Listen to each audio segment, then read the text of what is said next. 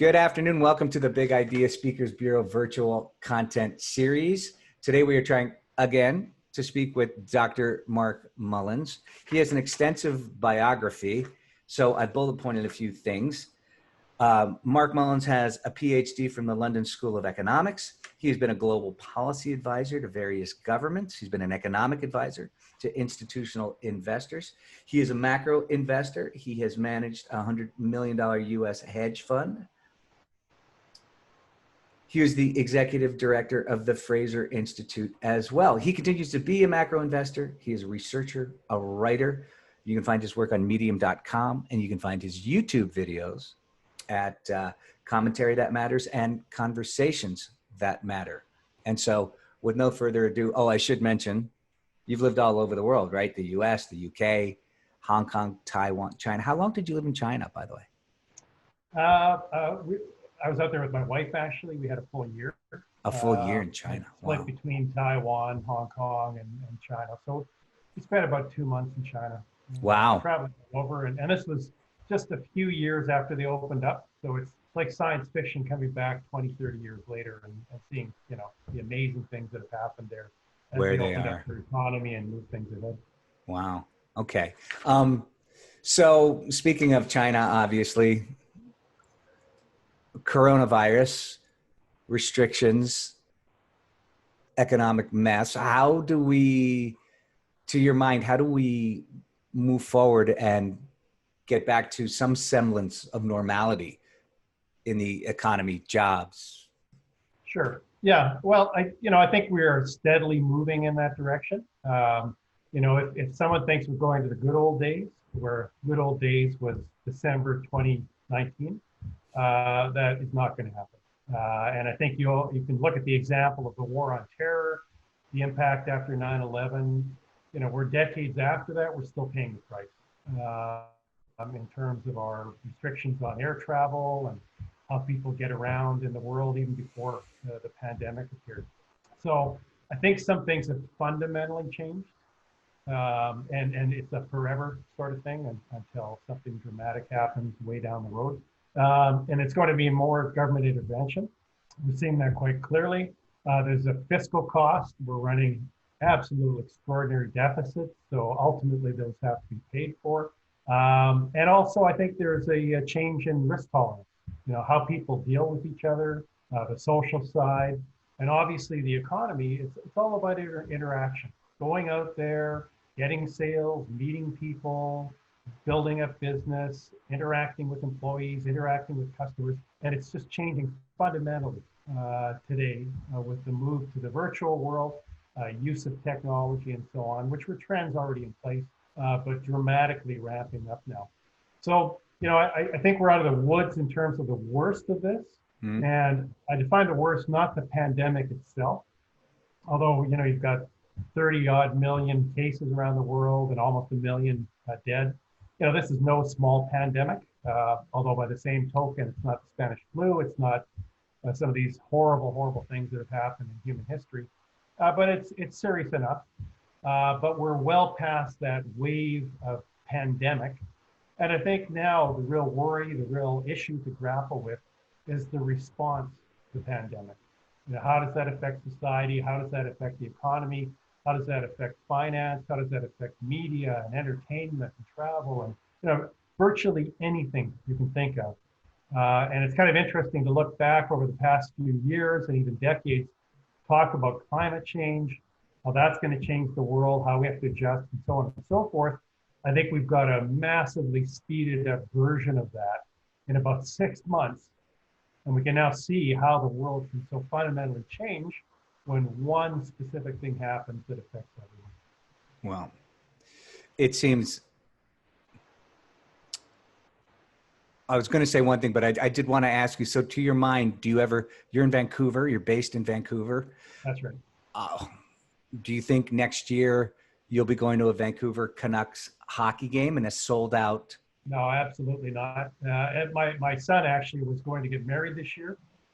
He's put it off a year, and I'm rather doubtful that's going to happen either. I think big events are out for a considerable period of time.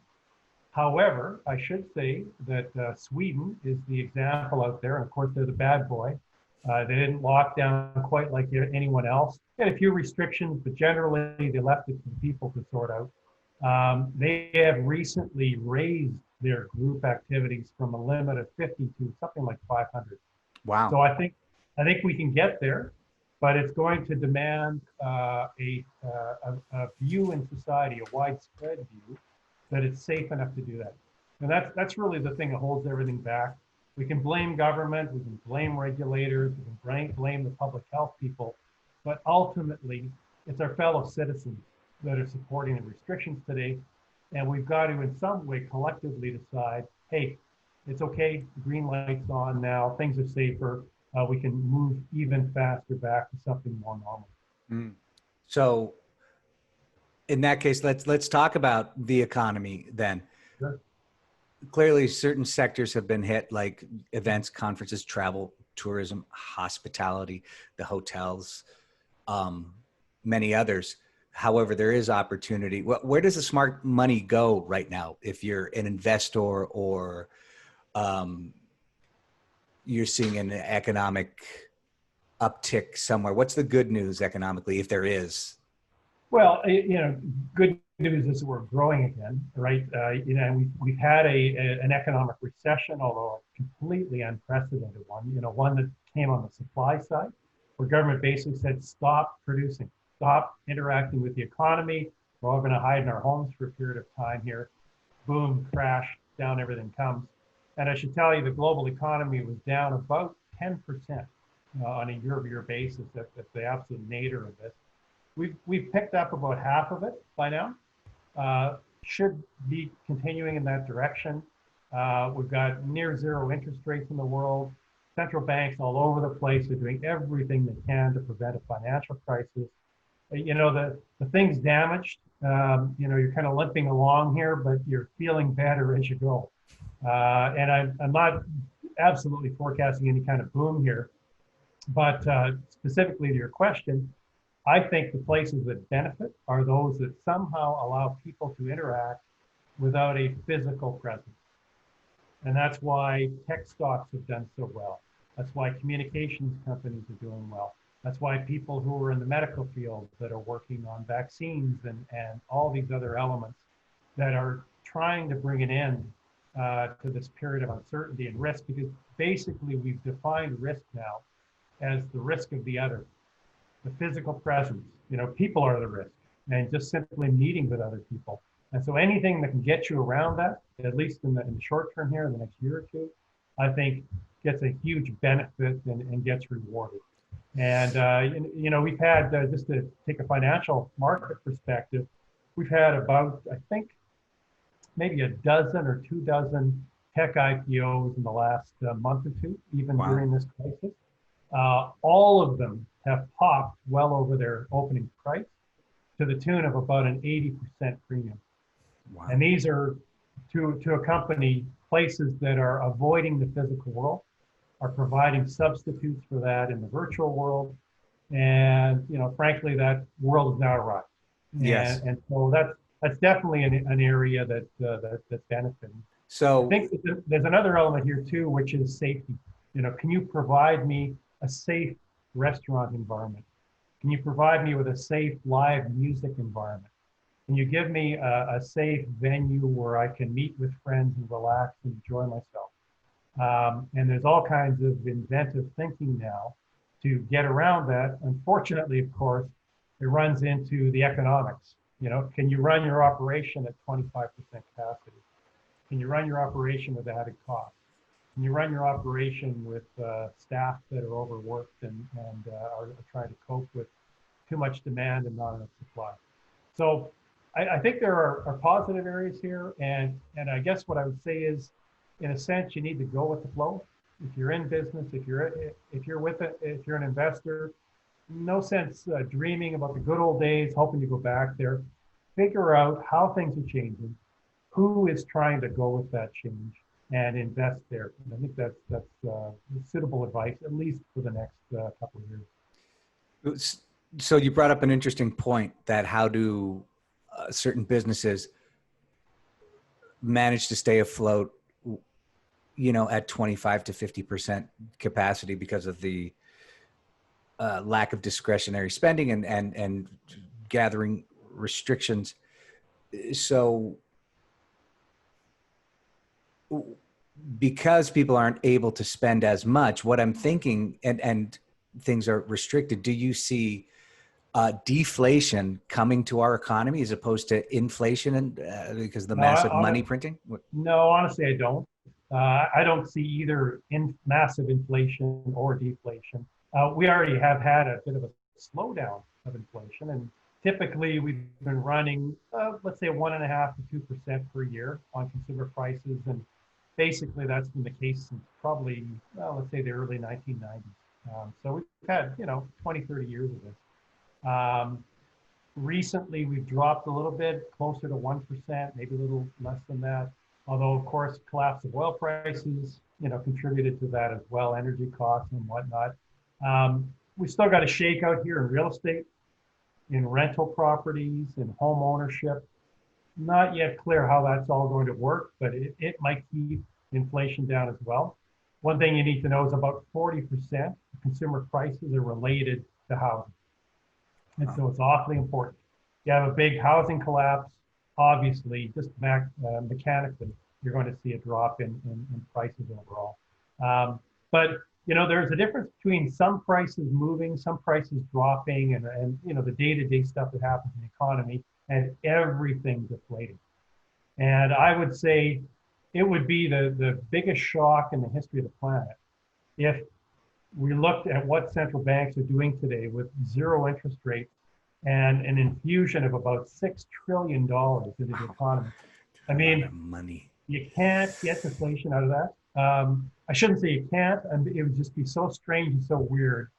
Something else would have to happen. And I guess people now are worried about risk, right? So they're worried about another wave of the coronavirus. They're worried about another recession. They're worried about more unemployment. They're worried about everything. However, worries aren't what actually happened. And from my reckoning right now, I think the odds of another recession are rather low in the short term. I think the odds of deflation are extremely low. I think the odds of having another significant, dangerous, mortality-inducing viral wave, again, is low. And that's usually a good time for investing. When everybody's worried, that to some degree says markets are undervalued according to where they could be if people weren't so worried. However, with all that, another complicator, stock markets worldwide at record valuation. People have rarely paid as much for dollar of expected earnings. Interest rates, 0.5%, zero on bonds, and so on. You're losing money with inflation. Currency markets up and down all over the place. Commodity markets, oil went negative, back up to $40 again. It's a tough time for investing. It really is. And I think you just have to decide, is the world going to fall apart or is it going to hang together? Well, let's hope. Decide to fall apart, then obviously avoid the markets. I think it's going to hold together. I think a lot of the really bad stuff behind us. And so even though things are so highly valued, I can't help but thinking they're going to continue to go up. Well, I hope so. I hope you're right, because we're running out of time here. So I love ending our talks with a prediction on the U.S. election, our neighbors to the south. And my first question will be, do you think either side will accept the outcome of the U.S. election, and who do you think is going to win? I think on acceptance, I don't think either of them will accept on election night a loss. And that's basically the mail-in ballots. I mean, we already know a significant fraction of voters are going to go with mail-in ballots. It takes some time to be counted.